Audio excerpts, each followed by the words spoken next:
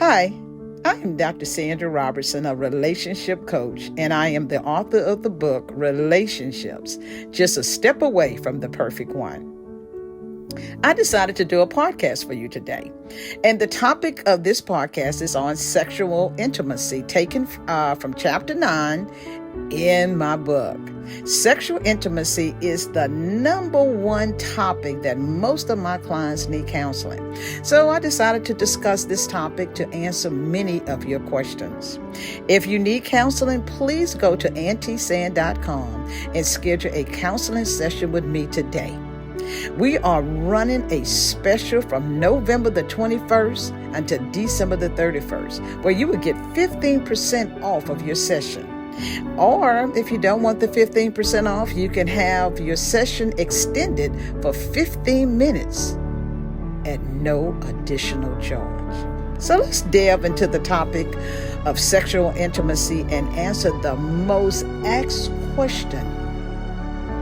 Why don't I have an orgasm? Well, why don't I have an orgasm? It could be a lot of reasons. One, it could be medical, where you can just talk to your doctor and discuss ways that maybe can help in having that fulfillment. Or you just fought with your partner and you're just not feeling like it.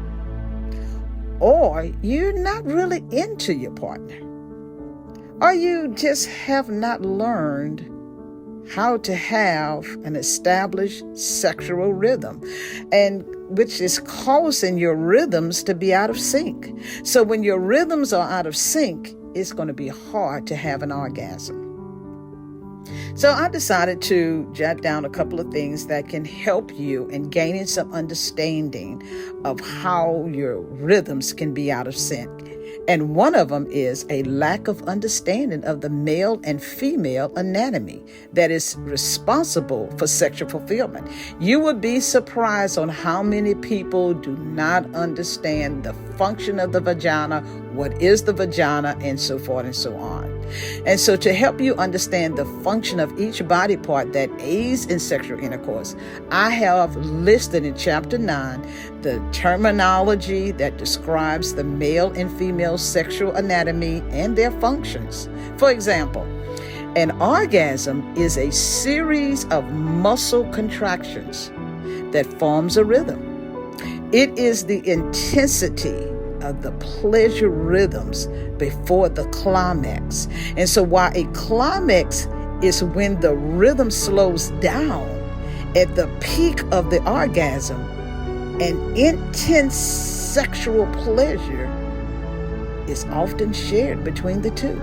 And when the two come together for sexual pleasure, as the bodies unionize, their muscle contractions, which is the rhythms, begin to form a rhythm, signaling parts of their brain that corresponds to the sensation of the rhythm, felt by receiving inputs simultaneously. So as the sex proceeds and the rhythms becomes more intense by getting deeper and deeper into the intercourse together, it signals parts of the brain that records the frequency and triggers the climax. Usually, this is a shared experience. Another one is that you just don't feel comfortable with your body.